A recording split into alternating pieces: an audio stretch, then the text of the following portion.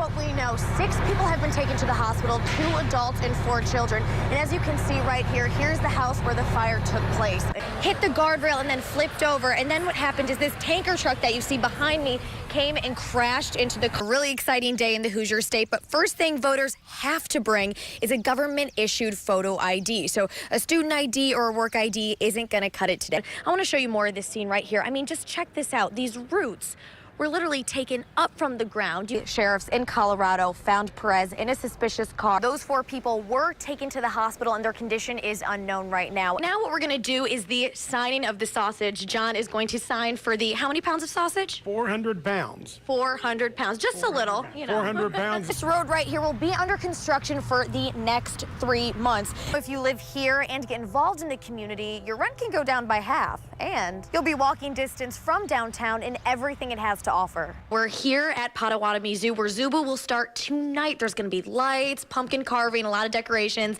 And right here with us is not only the zoo director, Marcy Dean, but also my new best friend, Copper. He is the cutest thing I've ever seen. So again, $310 million.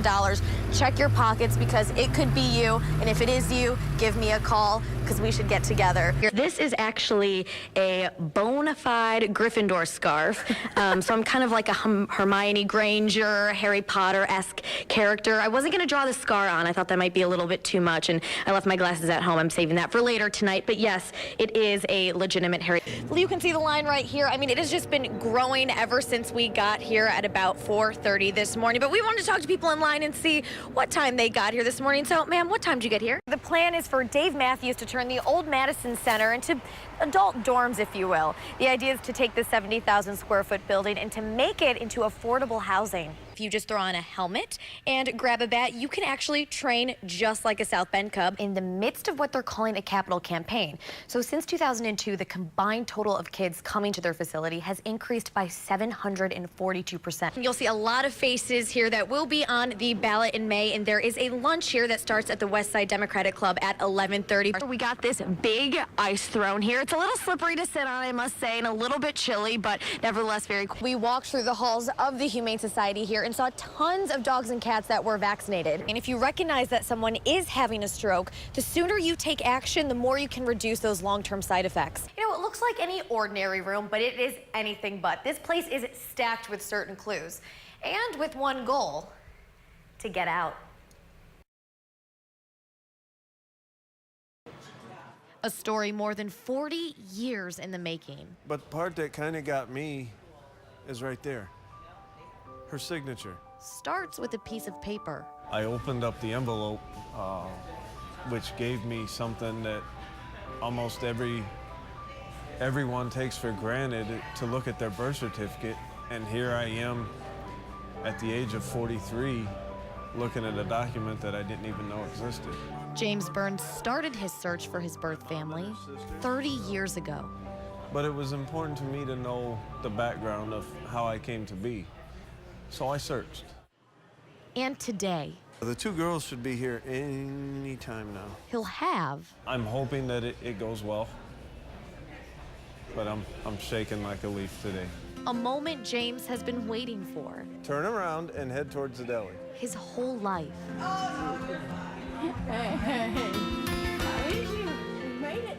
Biological cousins and aunts met James for the first time at Martin's Supermarket. How can you put it into words? You know, you find a long-lost family member. How can you put it into words? I mean, it's just amazing. It's awesome. It's exciting. It's just mind-blowing. James searched through adoption records and Facebook, all leading up to the reunion. But to me, he's a lost little boy. I can hear a lost little boy in him. I can. And that's sad. It's very sad. So hopefully, all this will make him feel much better and put him at ease, so he'll know where his family is and where he came from.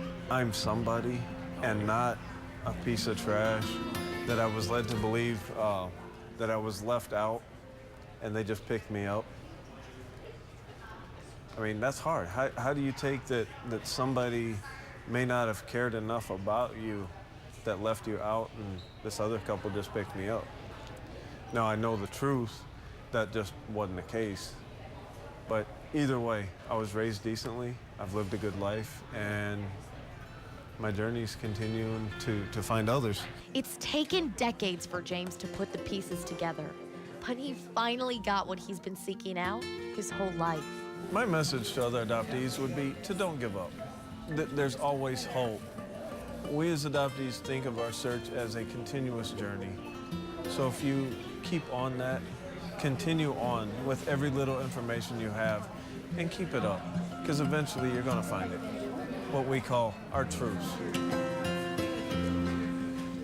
Well, this is actually pretty interesting because instead of having specific anti-bullying programs, schools are trying to get to the root of the issue by encouraging kids to do the right thing. Because I was sad because I was getting bullied. Lexi Hansen draws pictures like this one. She wants to be an artist when she grows up. Yeah. And the glasses she wears helps her draw. He just says I look weird and I have googly eyes. That's what Lexi's bully calls her. She came home one day and she was crying, and I'm like, what's wrong? And she's like, well, he pushed me down the stairs on the bus. So what's being done to keep kids like Lexi from being bullied? Indiana schools have statewide initiatives like Positive Behavioral Interventions and Supports, or IPBS. It pushes for positive character development with rewards. When we really believe that we have a true bully, defined by the books, we try to give them, counseling. We hook them up with the social worker. Our social worker or counselor will reach out to families to get them referrals to outside agencies. But it's important, that is very important, to remember that it's not just about the victim, it's also about the person bullying, because they're hurting too. Marshall primary student Jayshawn Caldwell used to be a bully. Well, I had started bullying when I was like 9 years old, then I stopped. Then I just protect people. South Bend schools are taking prevention to the next level by training people in character education and citizenship. There's lots of barriers, but again, the research shows social and emotional learning is important. So we try to capitalize on teaching kids how to be good citizens, what it means to care about another human being, and to always reteach, because we know that we're battling against different forces, and we really are. To help vibrant young kids like Lexi. I would say that you are in the inside you're good and out the outside you're good. And stop bullying. South Bend schools also partner with Notre Dame to do conflict resolution programs. In the studio, I'm Alex Elich. Well, Bob, it's more than just showing up and filling out the application at the Luther J. Taylor Fire Training Center. Candidates then who are selected will be asked to come back and do a series of mental testing and oral interviews and a physical test. And I was able to give that physical test a try. You have to be ready at a moment's notice.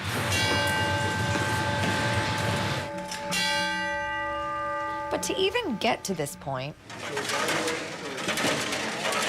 you have to pass the physically demanding CPAT test. By the time I got here, yeah, it was still hard. And it was like, whoa, because you step off that stair stepper and it's like, all right, okay, I got it. And then you keep going. But I think I was a little bit prepared for that. But like I said, I had that drive, and I just wanted to keep going. One of the 8 stations that a firefighter applicant has to go through is called the ceiling breach. Now, what it simulates is pulling down a ceiling in a fire situation. You have to realize that this is a job unlike any other job, where at a moment's notice, you're put into work mode. Your heart rate goes from 60 to 120 at the sound of a tone. Another test is dragging 165 pounds of dead weight. Oh my God! And let's just say I couldn't be a South Bend firefighter. There you go, good job. You've got to really want to do this job. It's not just any other job that you 8 to 5 job. It's a tough job. It requires a lot of mental preparation, physical preparation, but it's so satisfying to be able to do and help the community. The exact reason why Gomez left his cozy job behind a desk in the first place. passion. It might be a stubbed toe. It might be a house on fire. But I impacted that person's life in one way or another. And to me, that's why I do the job. That's why I have the passion for this. Now, to do all those physical tests you just saw, you have to wear this 50-pound vest. And what this simulates is the gear firefighters wear to go into a fire situation. Sade Morales awoke to news that changed her life. Justin Sharp, the father of her children, was shot and killed at this Phillips 66 gas station. And they're gonna be without their father. His mother and father without their child. His sisters and brothers without their brother. Morales was one of many who stopped by the gas station to pay their respects. Investigators say this homicide is another example of a senseless crime. I don't know what it's going to take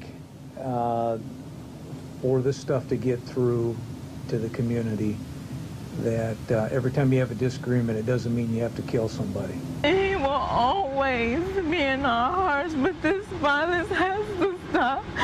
You know, the message is don't be stupid. Don't kill people. I mean, how hard is it? The case is still under investigation. Officials are looking for a person who they believe is connected to the murder. But friends and family of Sharp just want answers. I want everyone to know I need that man that took my child's father away. You have done something to this city that you cannot take back. You done shook our whole world upside down. And one of their tasks is to get the baseballs ready for first pitch.